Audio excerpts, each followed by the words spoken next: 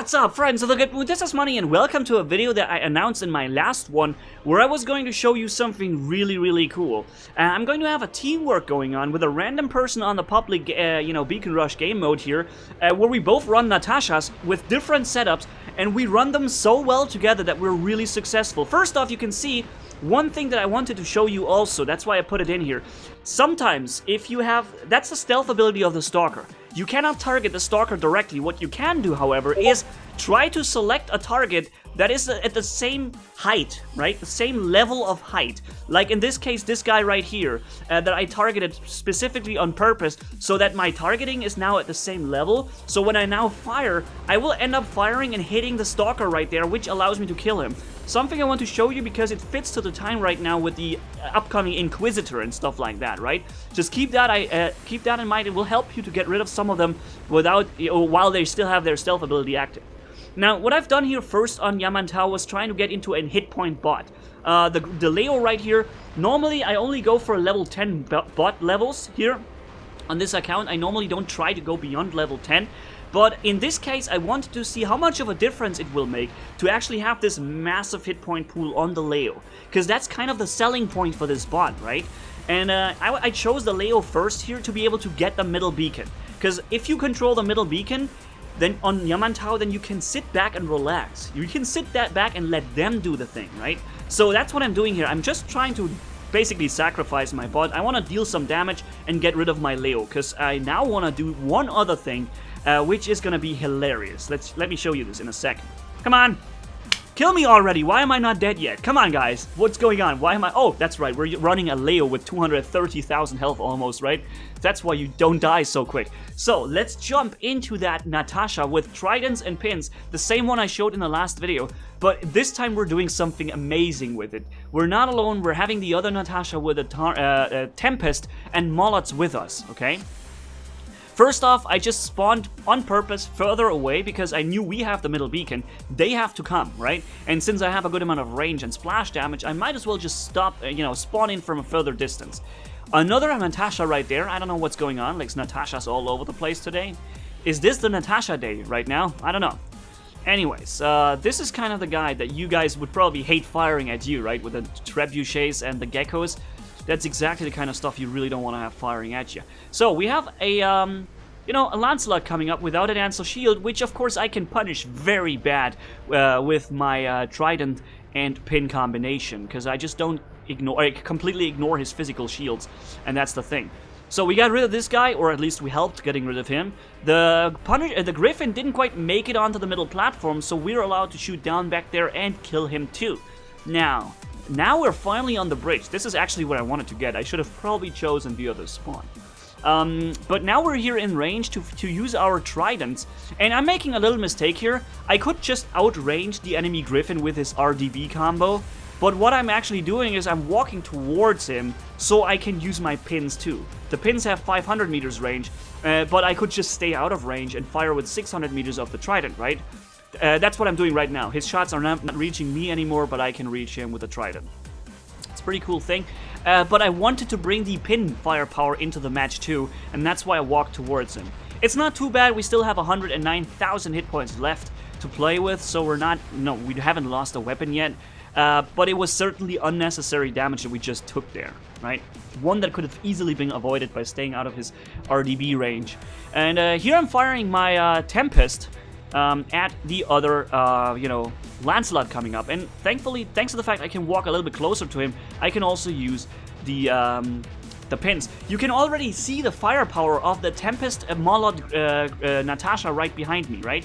This guy is always choosing the same targets that I choose. It's so funny. It's like it's almost like I control both accounts. That's what it feels like. I'm firing at someone or aiming at someone, and this guy always aims at the same person and helps me out tremendously, especially later when it comes to shielded opponents, right? First, I see a ton of Lancelots coming up, and I want to be able to help there, trying to protect our beacon, because that much Lancelots are certainly capable of destroying, taking that beacon right there. But thanks to the massive firepower we have in the back, and thanks to the fact they are not running Ansel shields, we have a good chance. And now it begins. The teamwork, it really begins greatly. You can see, I'm not really able to do much against that Ansel Lancelot, right? I need the shield to go away. And thankfully, I have this amazing Molot Tempest guy with me that drains the shields and destroys the bot very quickly. And, you know, I can open fire and deal the same, you know, deal full damage to those bots too. Because he actually has a much easier time getting rid of shields than I do. I basically empty my full clip and I have barely gotten through the shield, and then I can't do any further damage. He can just keep firing and dealing damage afterwards, so it's a good choice to let him deal with the shielding, and then we're both taking out the bot afterwards, right? And, you know, I think the enemy is just really focusing on getting that beacon. We're playing the Champions League enemies here. Not all of them, but many of them are Champions League players with level 11, level 12 stuff only. And considering that, I think these tridents and pins, especially with the Tempest Molot back there in the background with 800 meters range, they're doing exceptionally well right here. And we have already run through most of the enemy bots on this field. There is the Griffin up there that I can thankfully hit with my long-range tridents, which I made a video with Trident Carnage, which I like playing very much because it's so mobile. It has a shield and has the 2 tridents. And, you know, you can really well utilize that long range on it, and that's why I always call this a long range supporter. You're not the one dealing the highest amount of damage usually, but you can inflict heavy damage still. See, we're not on the place 1 with our bot here because we are not running knife bots. We were running just a supporter on a silver basis with workshop points in silver, right? But this is usually what my enemies look like, level 12 only or level 11 Champions League players.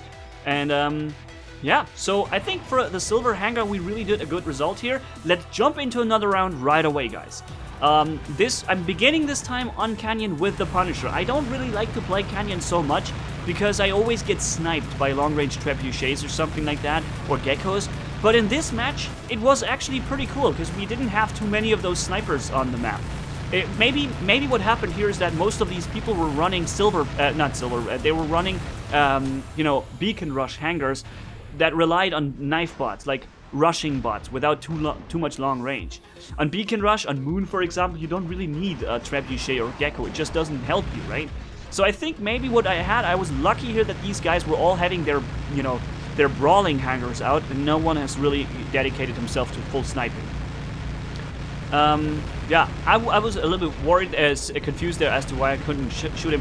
I know I'm going to die now. I have too many guys shooting at me with long range. But what I want to do before I die, I want to get rid of this guy's shield, and that's what I've done here. Now I can jump into my Natasha, the one that we have seen and the one this video is about, and just put a whole bunch of damage into him. See that? The only reason I was able to deal that much damage to him is because I was allowed to drain the shields before with the Punisher, right? If I hadn't been able to do this, then we would have not been able to deal as much damage to this guy right away. Alright, so, see if they can drain the shield. This guy has a Punisher. He should be draining that shield. Look, why is he not firing at the shield? I don't get it. Now he is, of course. Now that I fired my salvo, he drains the shield, the rest of the shield. He should have fired at that Ansel shield immediately. Then I would have been able to score good damage to this guy right there. Once again, I'm ready to fire, and he's not there taking down the shield. I'm just not very lucky when it comes to my frequency of firing right now. But yeah, since this video is more about this Natasha Trident pin combination, I felt the need to pick a match as a secondary match too, where we also see a little bit more action here.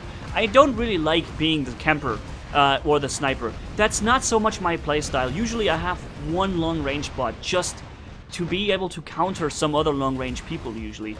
But I needed some footage to be able to show this a little more into detail, and this Bulgazari right there has a really hard time because I completely ignore his physical shield, and although he's relatively mobile and although he has a good amount of hit points, the damage output that we're inflicting here with this combination is just really good.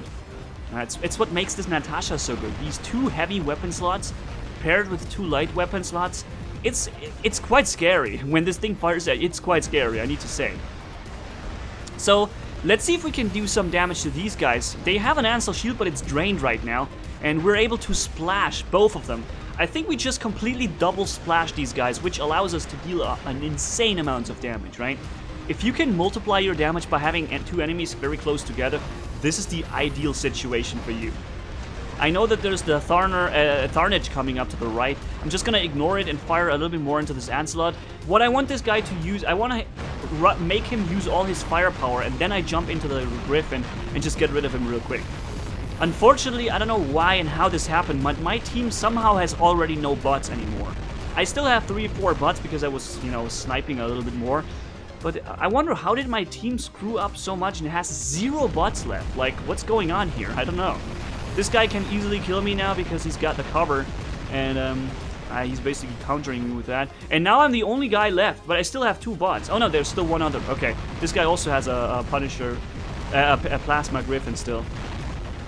So I'm just trying to deal some damage, to be honest. Like, what I'm trying to do, I'm just gonna try to get rid of a bot, try to defend as long as possible, but it would be a massive understatement to say the odds are against me. I don't have any chance whatsoever. Like, they're coming in from all directions. And now I'm making a mistake. I'm choosing the plasma pattern, and I'm getting trolled by my targeting system completely here. I wanted to target the Griffin, and it's like kept targeting other things. What I should have done, I should have jumped into our base point, like a beacon. Why did I spawn in between of all those people? That was stupid of me. I should have just spawned at the base, and then you know, I could have had a chance for some nice one-on-ones, right?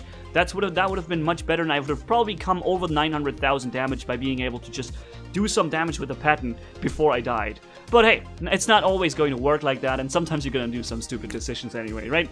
Yeah, but that was the Natasha with the Trident and the pins. That was also kind of a viewer request, by the way. You guys have been asking me to test this, and I felt like this fits very well to the silver variety hangar that I'm trying to run right now, so why not, right?